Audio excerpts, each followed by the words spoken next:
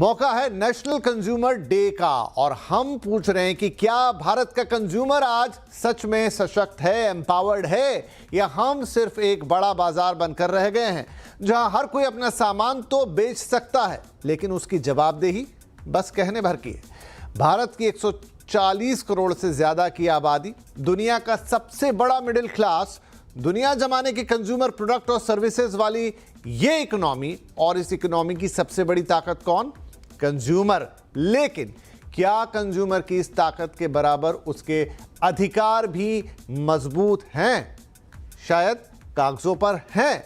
हमारे पास एक जो कानून है, भारत का कंज्यूमर कानून, जो कागज पे मजबूत दिखता है क्योंकि कंज्यूमर प्रोटेक्शन एक्ट है, कंप्लेंट पोर्टल्स हैं, शिकायत करने के लिए हेल्पलाइन नंबर्स हैं, पर जमीनी हकीकत यह है कि इस सब के बावजूद जब एक कंज्यूमर फंसता है तो अक्सर अकेला पड़ जाता है।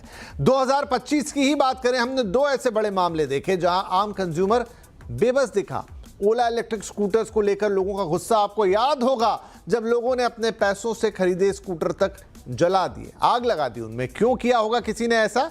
क्योंकि उसे इसके अलावा कोई रास्ता नजर नहीं आया होगा, कोई सुनने वाला नहीं मिला होगा। दूसरी घटना तो हाल की ही है, इंडिगो क्राइसिस, जहां हवाई यात्रियों को घंटों एयरपोर्ट पर भटकना पड़ा, ना तो सही जानकारी मिली, ना कोई खाना पानी पूछने वाला, कोई अपनी ही शादी में नहीं पहुंच पाया तो किसी का इंटरव्यू छूट गया, और ऐसे अनगिनत किस्से आपको मिल जाएंगे। ऐसे में सवाल यह है कि जब कंज्यूमर सबसे ज्यादा परेशान होता है तो उसे सबसे पहले कौन सुनेगा? आज की इस चर्चा में हम यही जानने की कोशिश करेंगे। भारत में कंज्यूमर के अधिकार आज जहां खड़े हैं, शिकायतों का निपटारा कितना असरदार है, और क्या हमें एक बड़े बाजार के साथ साथ एक मजबूत कंज्यूमर इकोसिस्टम नहीं चाहिए?